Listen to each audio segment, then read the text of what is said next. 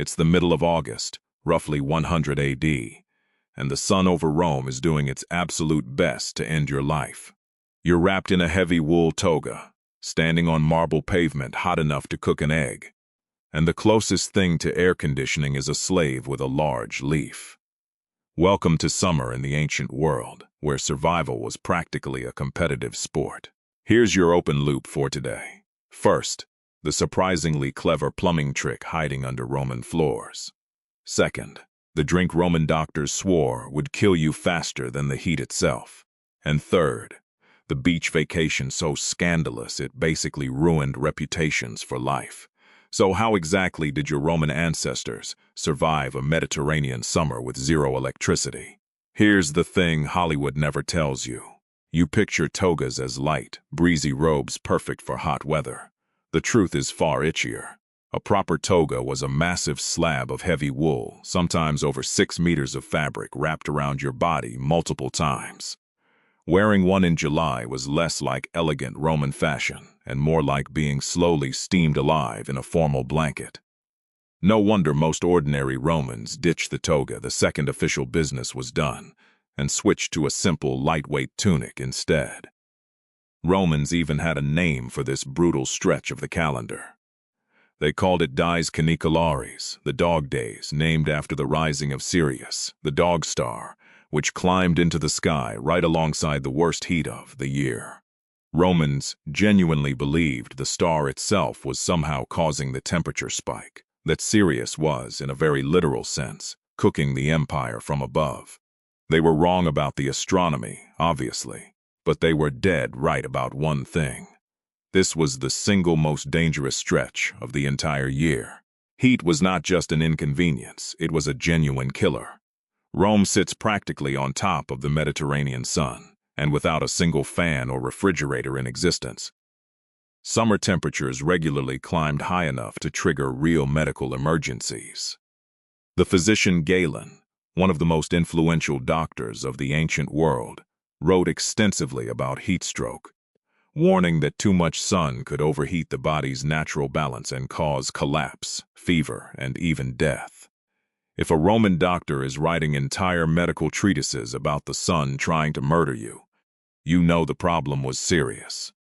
Ordinary daily life bent completely around the heat. Business in the forum and the markets wrapped up early, often by midday, because nobody with any sense wanted to be out haggling over vegetables while the sun hit its peak. The afternoon became something close to sacred downtime, a stretch of hours where the entire city seemed to slow to a crawl, streets emptying out as people retreated indoors or into shaded colonnades to wait out the worst of it. Even the wealthiest senator and the poorest street vendor shared this one universal truth, that fighting the midday sun directly was a losing battle. So Romans engineered their way around it, and the results were genuinely brilliant. Take a walk through the ruins of a wealthy Roman villa today, and beneath the floor you will find something surprisingly modern, a Hypocaust system, a network of hollow spaces and pillars under the floor that could circulate air. While it's mostly famous for heating in winter, wealthy Romans also built homes with thick stone walls, small strategically placed windows, and shaded courtyards specifically designed to trap cool air and block the punishing summer sun. Think about that.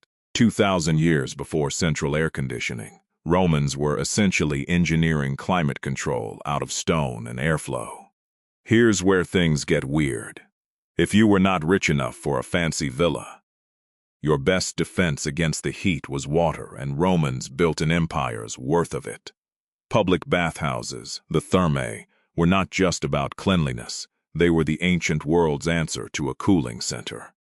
The Frigidarium, a room with a cold plunge pool, let ordinary Romans dunk themselves in freezing water in the middle of a scorching afternoon. Essentially, the Roman version of jumping into a public pool on a 100-degree day. Pompeii's bathhouses showed just how central this ritual was, with elaborate cold rooms built specifically to shock overheated bodies back to normal. Not everyone stuck to the baths, though. Plenty of Romans cooled off in open water instead, and the Tiber River running straight through the city was the obvious choice. But that convenience came with real risk. Even the Emperor Hadrian was not spared from this danger. His close companion Antinous drowned in the Tiber while swimming, a tragedy that devastated the emperor so completely that he founded an entire city in Antinous' memory. Let that sink in for a second. One of the most powerful men in the history of the world lost someone he loved dearly to the exact same summer ritual an ordinary Roman used to survive August.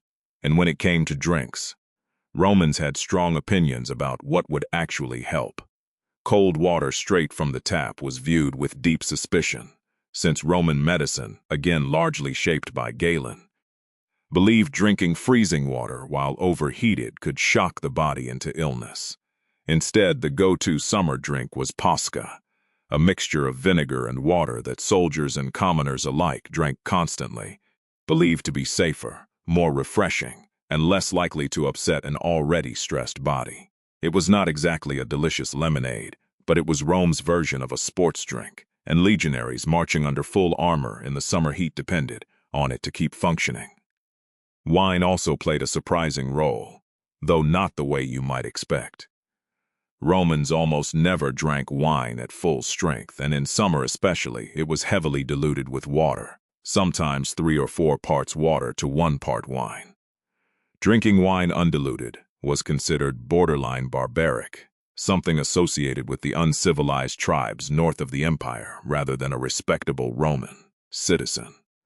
So even your evening indulgence during a brutal heat wave was really just another clever excuse to drink more water without admitting you were drinking water.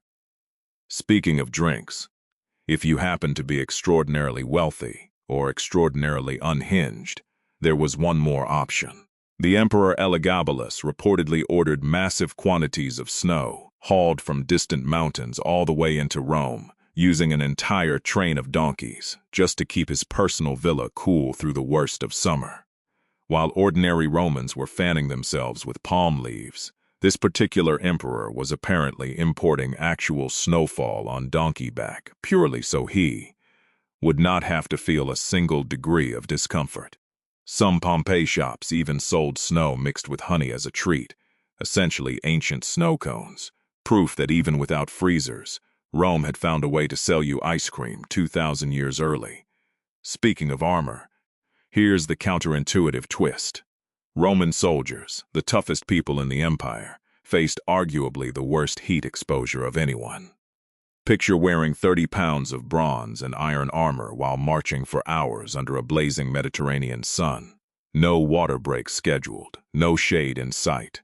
Military campaigns were often deliberately planned around the seasons, specifically because commanders knew summer heat alone could wipe out a fighting force faster than any enemy. Entire historical accounts describe armies weakened not by battle, but by heat exhaustion before a single sword was drawn. Let that sink in for a second. The sun itself was considered a legitimate military threat. Even marching routes were chosen with the heat in mind. Commanders scheduled the longest, hardest stretches of a march for the early morning hours, before the sun climbed high, then rested troops through the punishing midday stretch, only picking things back up once the worst of the heat had passed. A legion that ignored this rhythm risked arriving at a battlefield with soldiers too exhausted and dehydrated to actually fight, which meant respecting the sun was not optional. It was basic battlefield strategy. Even Rome's elite were not immune to disaster, and their solution came with its own reputation problem. Wealthy Romans who could afford it fled the city entirely every summer, and the single most fashionable destination was a coastal town called Baiae on the Bay of Naples. On paper, Baiae was simply a resort town full of villas, warm springs, and sea breezes. In reality, Roman writers described it as a den of scandal where senators, socialites, and their affairs mixed freely under the excuse of escaping the heat. Getting invited to a summer season at Baiae could boost your social standing overnight, and being seen there behaving badly could just as easily destroy it. Even the philosopher Seneca refused to stay there for long, calling it a place better avoided by anyone who valued their self-control. Imagine an entire vacation town so notorious that a Stoic philosopher packed his bags early just to protect his own reputation. Now here is your modern mirror. Strip away the togas and stone columns, and Roman summer survival looks almost identical to yours. They built stone walls and shaded courtyards to trap cool air. You crank up the AC. They dunk themselves in cold plunge pools. You jump in the pool the second temperatures spike. They sipped vinegar water to stay hydrated. You reach for an electrolyte drink after a hot afternoon outside. They fled to a scandalous beach town every summer. And let's be honest, so does half the internet. The technology changed completely. The desperate need to just not overheat and maybe misbehave a little while doing it did not change at all. So next time you complain about a hot summer day while standing directly under a working air conditioner, spare a thought for a Roman legionary marching in full bronze armor with nothing but vinegar water and sheer willpower keeping him upright. If this made you appreciate your air conditioning just a little bit more, leave a comment telling me how you'd have survived a Roman summer. And hit subscribe so you never miss the next weird corner of history we dig up.